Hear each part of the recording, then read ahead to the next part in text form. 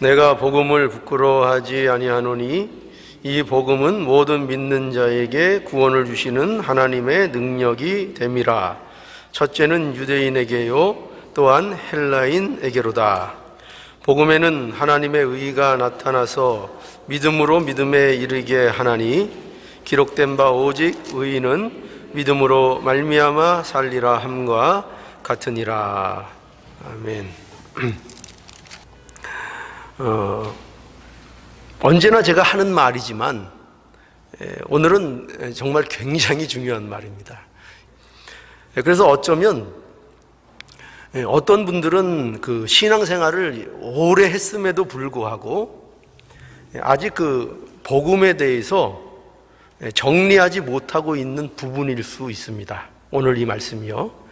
그러니까 신앙생활을 10년, 20년, 모태신앙, 심지어 그렇게 신앙생활을 했음에도 불구하고 아직까지도 이 내용에 대해서 긴가민가, 이게 도대체 이런 얘기인가 저런 얘기인가 하는 이런 그 갈피를 못 잡고 헷갈려하는, 중심을 못 잡는 그런 내용일 수 있습니다. 그래서 오늘 이 말씀과 또 계속 이어지는 말씀을 통해서 그 복음에 대한 정리를 좀 확실히 할 수 있는 그런 계기가 되었으면 좋겠습니다.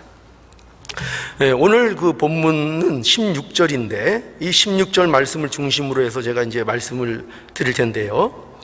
여기 16절에 보면은 굉장히 우리에게 그 도전이 되는 말씀이 거기 기록되어 있죠. 뭐냐면은 바울이 이렇게 얘기합니다. 내가 복음을 부끄러워하지 않는다. 이런 표현을 합니다.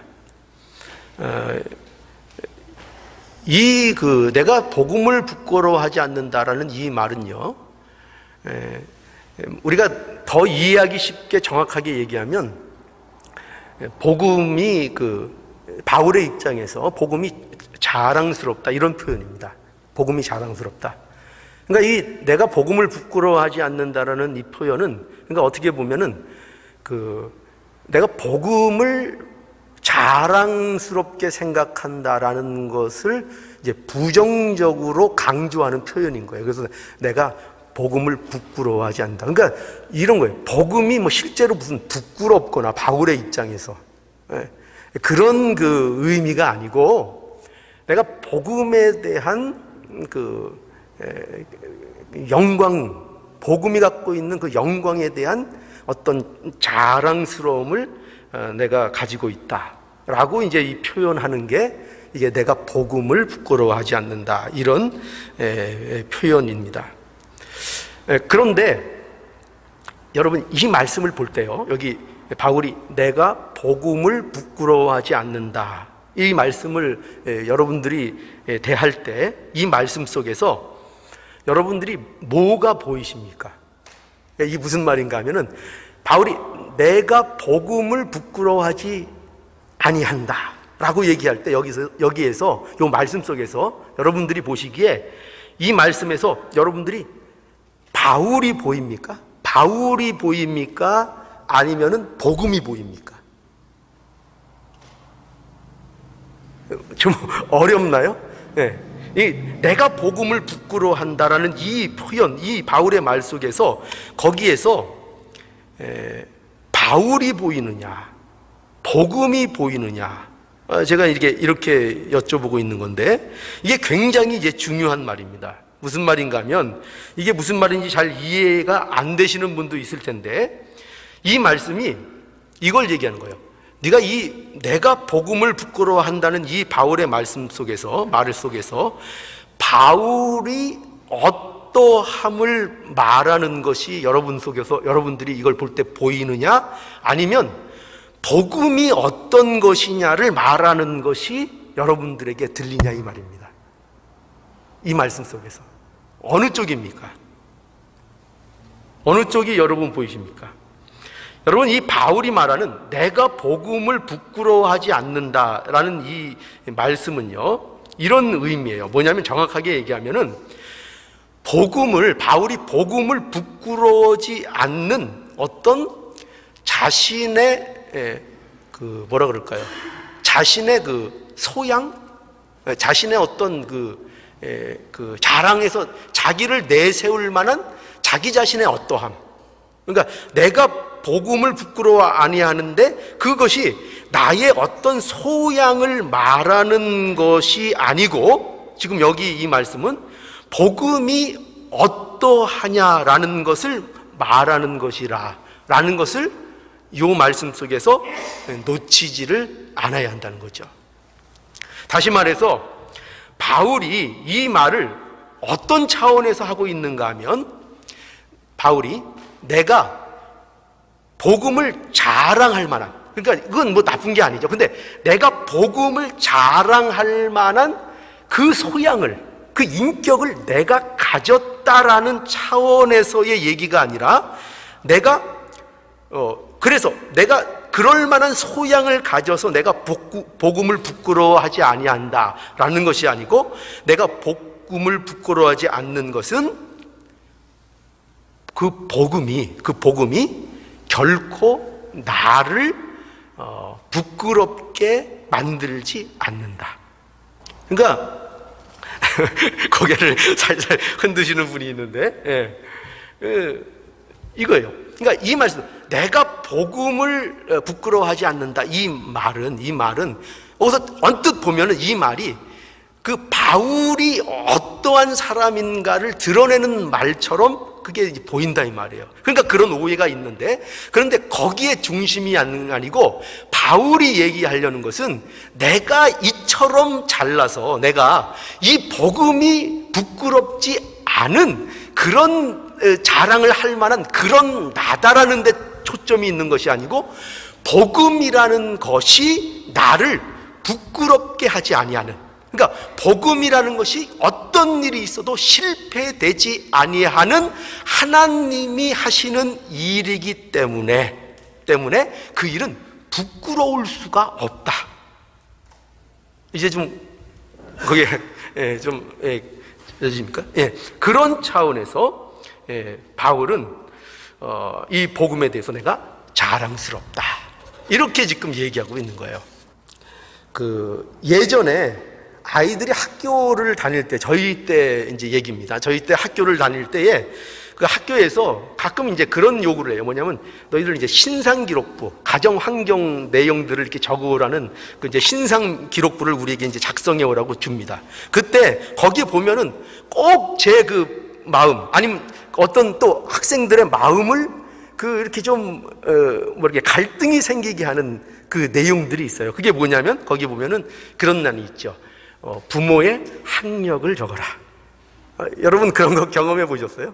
그러니까 어떤 애들은 이제 그런 거예요. 그런 걸 보고 이제 거기에다가 그 칸을 채우기가 좀 민망한 거예요. 왜냐하면 이제 자기 아버지가 예를 들어서 이제 국민학교도 이제 제대로 못 나오신 거예요. 그래가지고 이거 부끄러워서 뭐라고 적지? 그러다가 거기에다가 그래도 최소한 중졸은 돼야지 체면이 있으니까 중졸이라고 딱 쓰는 거예요. 그리고 또 어떤 놈은 고졸이라고도 쓰고, 또 어떤 놈은 간 크게 이제 대졸이라고 이렇게 딱 써가지고 학교에 내는 그런 경우가 있어요.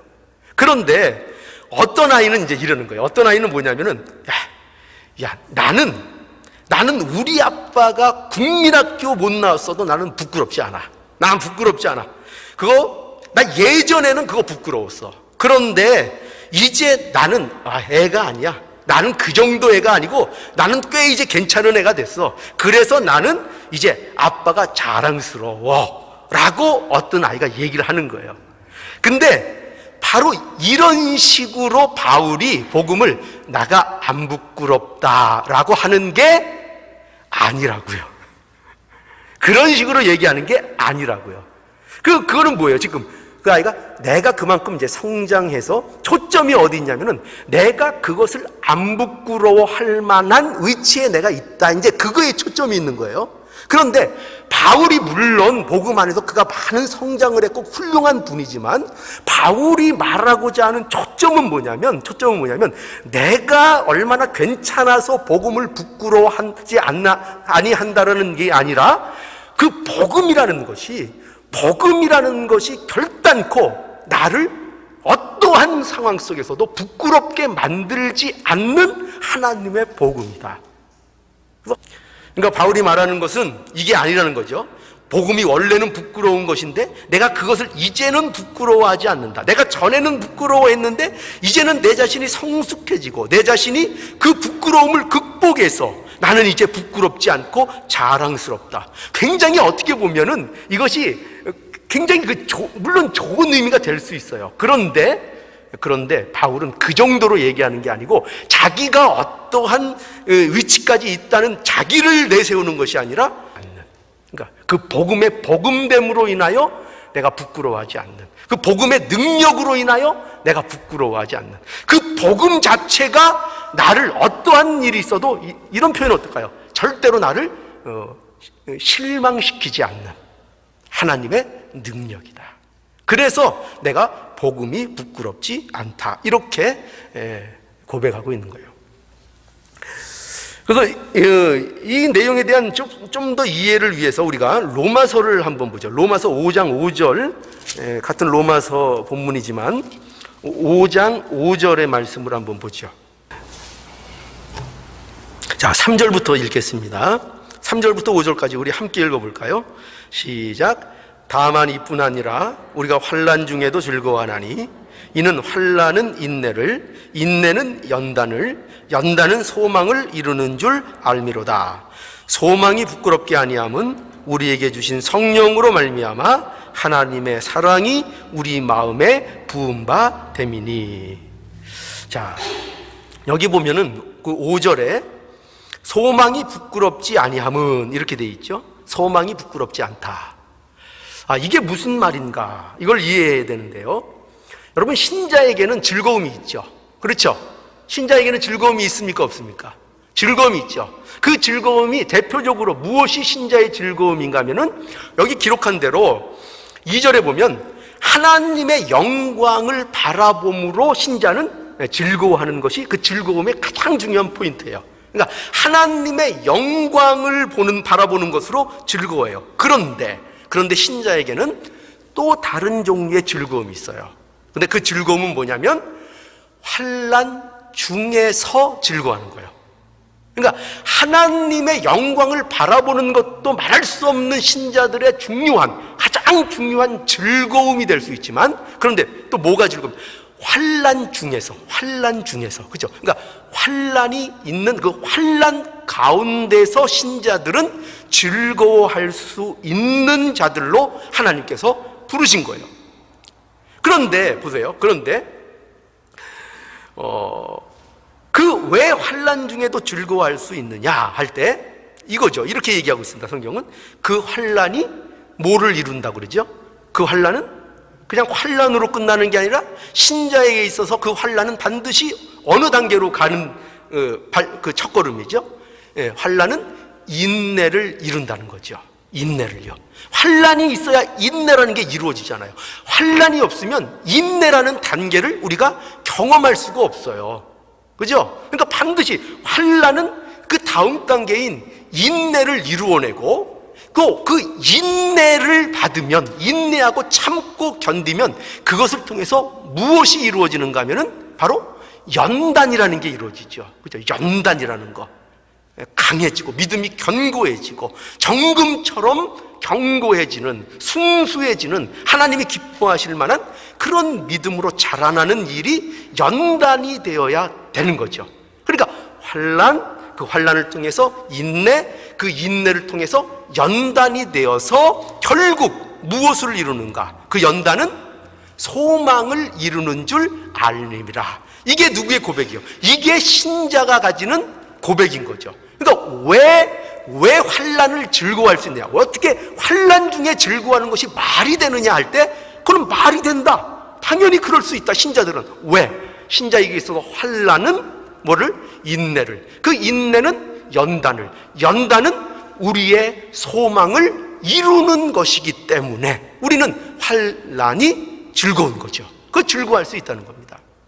그런데 여기 보면 그러면서 5절에 소망이 부끄럽게 아니함은, 소망이 부끄러워. 이게 무슨 말일까요? 그런 의미에서 이게 여기 부끄럽게 아니함이라는 이 말은 무슨 말인가 하면 소망이 부끄럽지 않다는 것은 언제 소망이 부끄럽지 않은 거예요? 어떻게 해야 소망이 안 부끄러운 겁니까?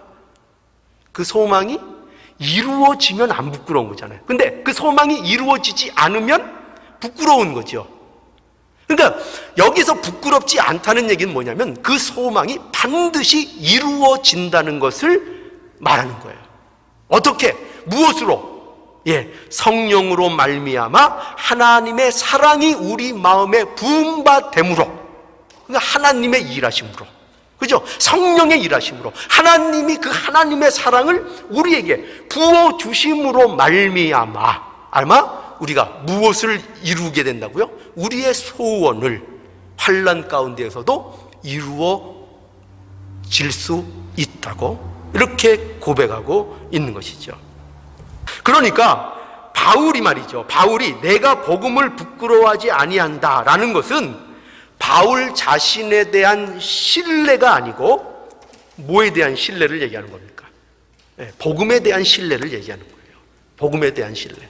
그래서 내가 복음을 부끄러워하지 않는다. 그 복음의 신실성, 그 복음의 능력, 그것을 내가 알기 때문에 이 복음은 결코 나를 부끄럽게 하지 않는다라고 말하고 있는 것입니다.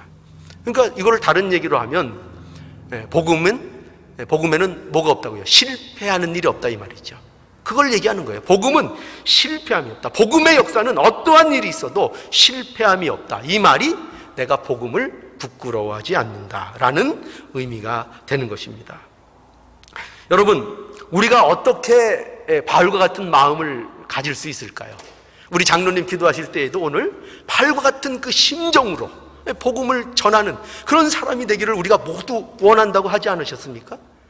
근데 문제는 그거죠. 어떻게 그런 바울과 같은 심정이 될 수 있냐 이거죠. 어떻게 그럴 수 있느냐 할 때 바로 이 바울의 고백이 거기에 답을 허락해 주는 겁니다. 어떻게 바울이 그 고난의 길, 핍박의 길, 어떻게 보면 세상적으로 아무런 유익이 없는 그 길을 가기 위해서 그렇게 간절히 소망할 수 있는가 할 때 그 마음이 바로 여기에 근거한다는 거예요.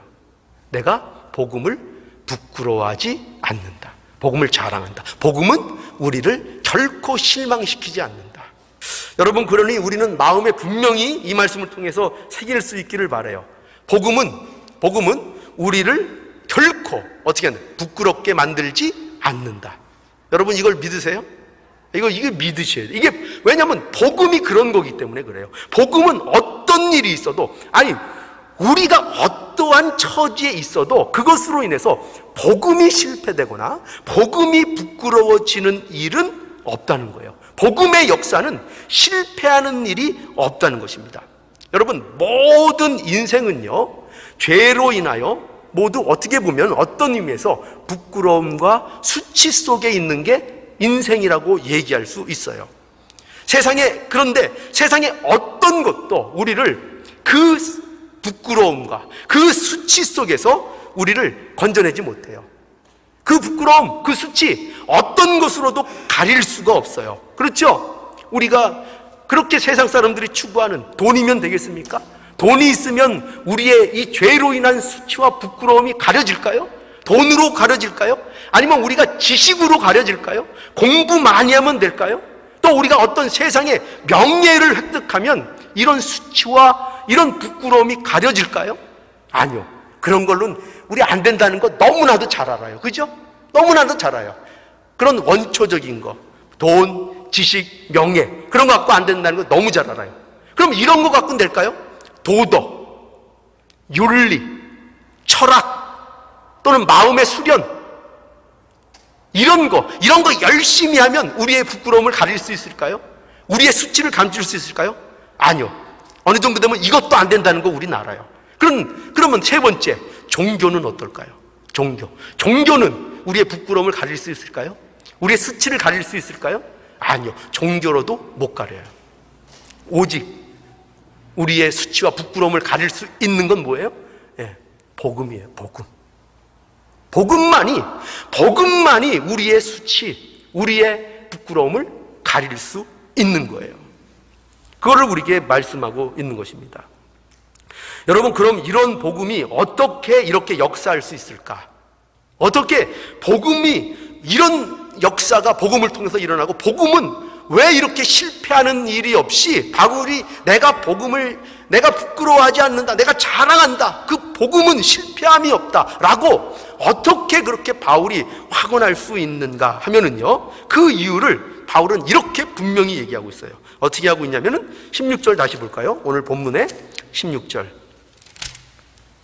다시 보죠. 16절, 내가 복음을 부끄러워하지 아니하노니, 그러면서 여기 이 말을 넣으면은 해석이 편해요. 뭐냐면 왜냐하면 이거예요. 내가 복음을 부끄러워하지 아니하노니, 왜냐하면, 그 이유가 뭔가 하면 이 복음은 모든 믿는 자에게 구원을 주시는 하나님의 능력이기 때문이다.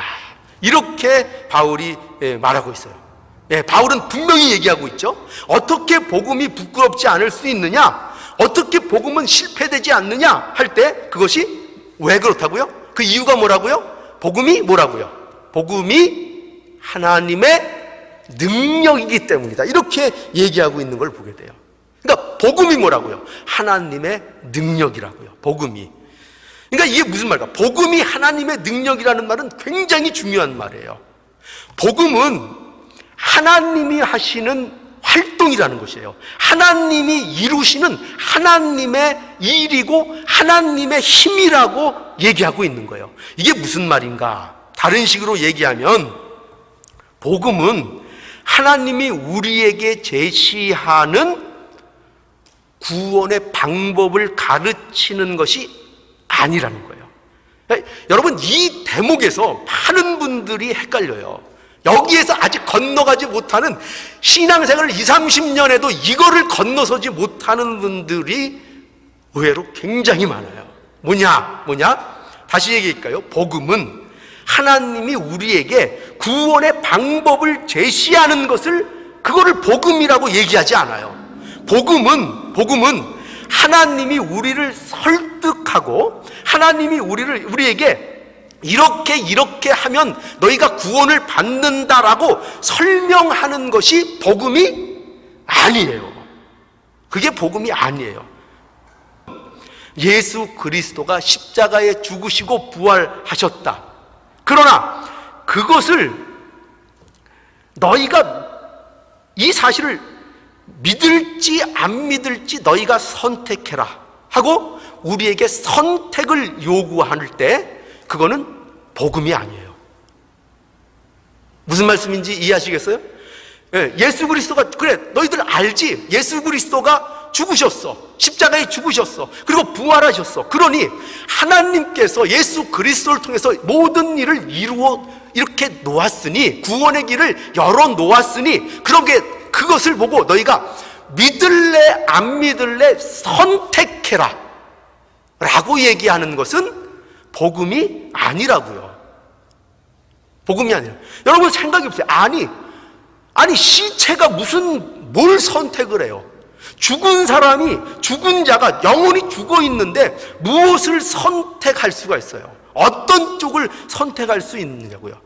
그러니까 그것은 복음이 아니에요. 제가 아까도 말씀드렸지만 이 대목에서 헤매는 분들이 너무 많아요. 의외로. 여러분, 복음을 바로 알지 못하면요, 기독교 신앙을 제대로 누릴 수가 없습니다.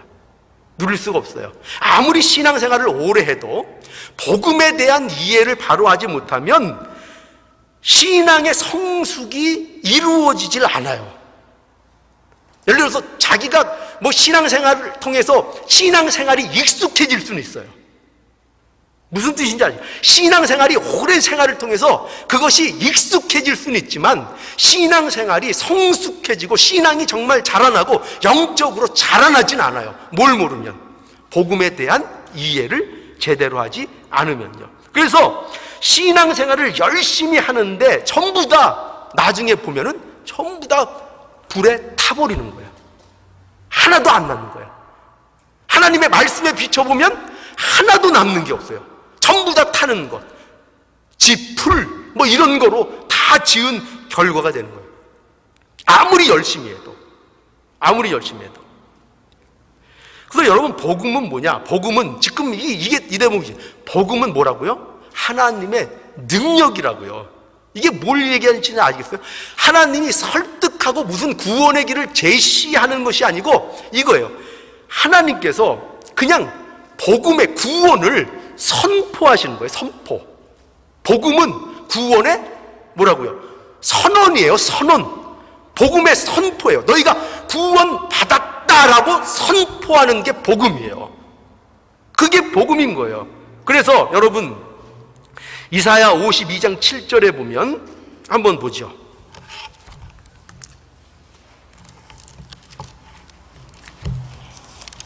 이사야 52장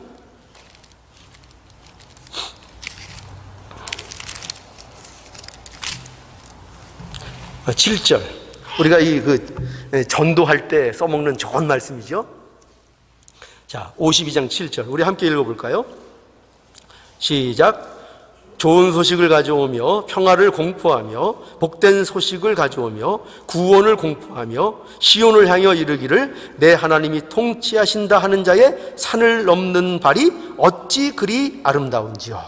자, 여기 보세요. 좋은 소식을 가져오며 평화를 어떻게 한다고요? 평화를 공포하는 거예요.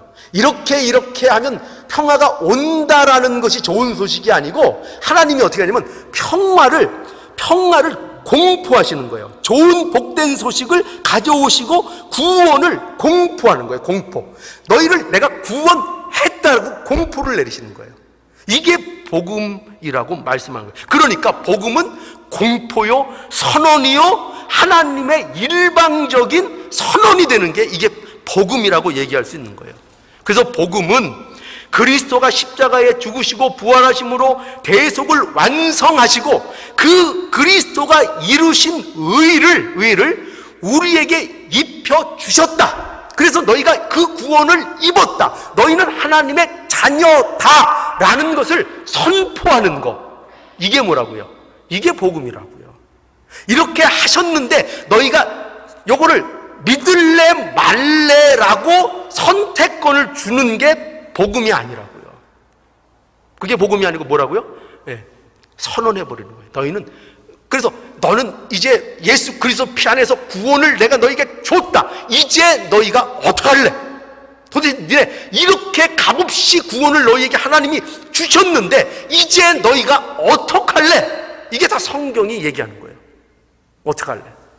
이 구원을 받았으면 도대체 니네가 어떻게 살아야 되겠니? 이 사랑을 입었으면 도대체 어떻게 사랑을 입은 자로 살아야 되겠니? 전부 다 우리에게 그것을 요청하고 물어보고 있는 거예요.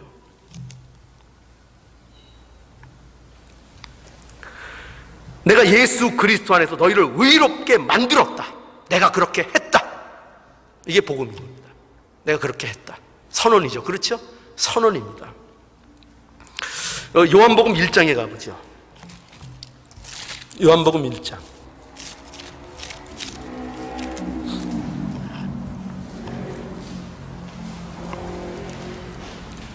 (9절부터) 보죠.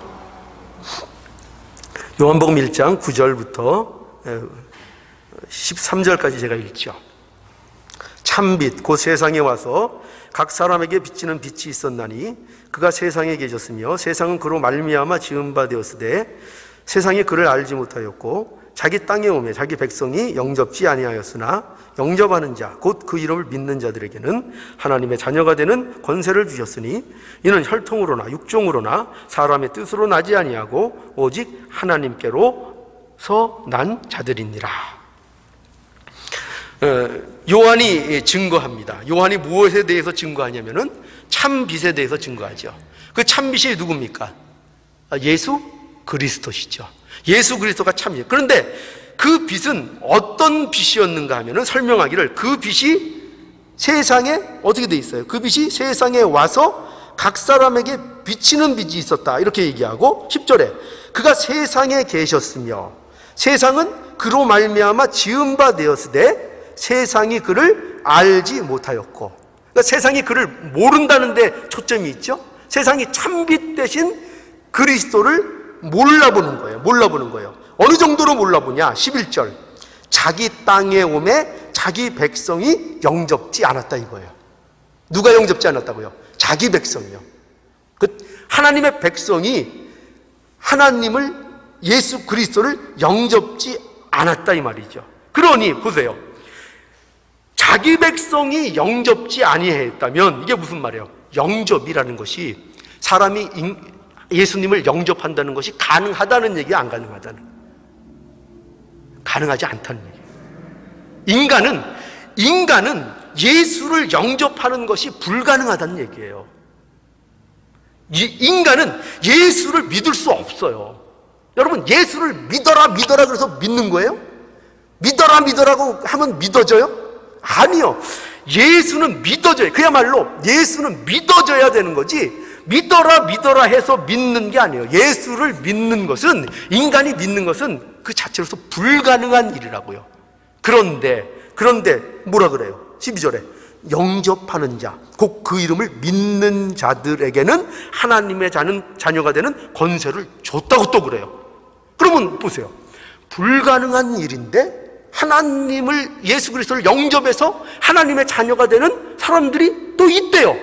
어떻게 보면 모순이에요, 모순. 불가능한데, 인간이 예수님을 영접하는 것, 예수님을 믿는 것은 불가능한 일인데 또 예수님을 영접해서 그 자녀가 되는 자들이 있다는 거예요.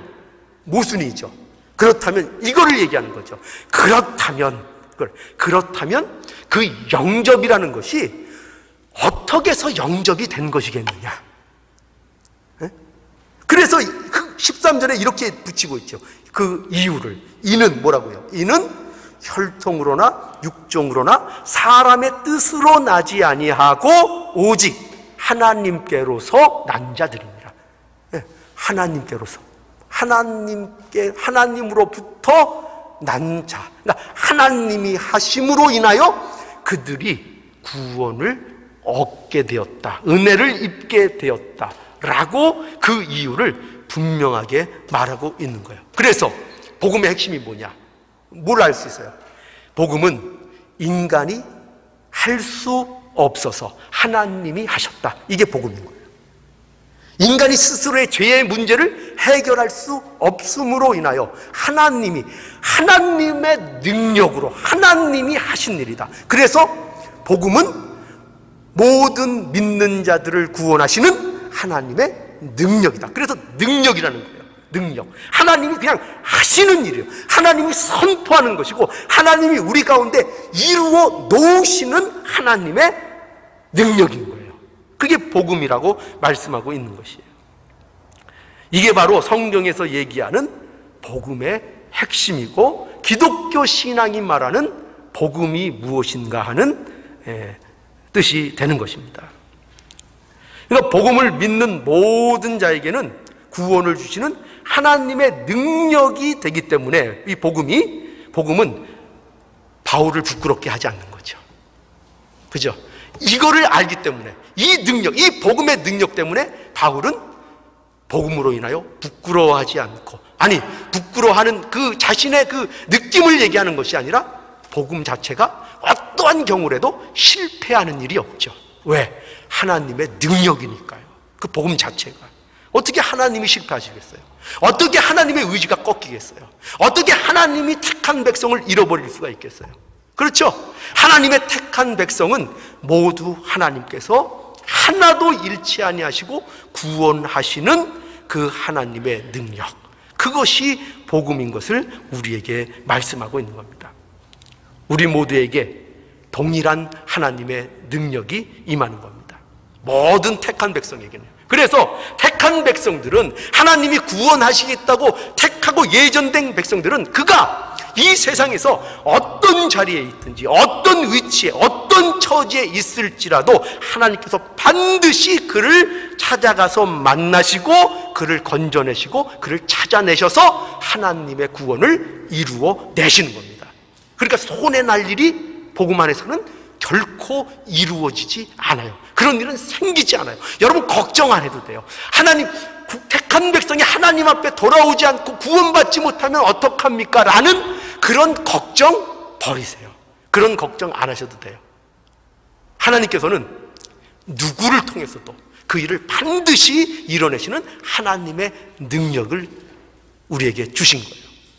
그러니까 우리는 뭘 소망하면 됩니까? 그 능력, 그 하나님이 기필코 이뤄내시는 그 일에 우리가 참여하면 그것이 우리의 복이 되는 거예요. 그것이 우리가 복이 되는 거예요. 그렇죠? 우리가 순종하면 그 순종한 만큼 우리의 복이 되는 것이고, 우리가 말씀을 증거하면 그 증거하는 그 자체로서 우리에게 한량없는 그것이, 그 자체가 복이 되는 것입니다. 우리에게 그걸 말하고 있는 것입니다. 자, 오늘 이 말씀을 통해서 이 하나를 분명하게 깨달으시기를 원해요. 복음은 뭐라고요? 복음은 하나님의 능력이다. 그 복음은 우리를 어떤 일이 있어도 부끄럽게 하지 않는다. 우리를 부끄럽게 만들지 않는다. 그 일은, 복음은 반드시 복음의 역사가 증거되고 그 역사는 실패되지 않는다. 하나님은 실패하지 않으신다. 거기에 우리가 붙들려 있는 거예요. 거기에 붙들려 있는 겁니다. 이것을 우리가 꼭 기억하셔서 하나님의 복음의 능력을 경험하며 사는 저와 여러분들이 모두 되시기를 간절히 축원합니다.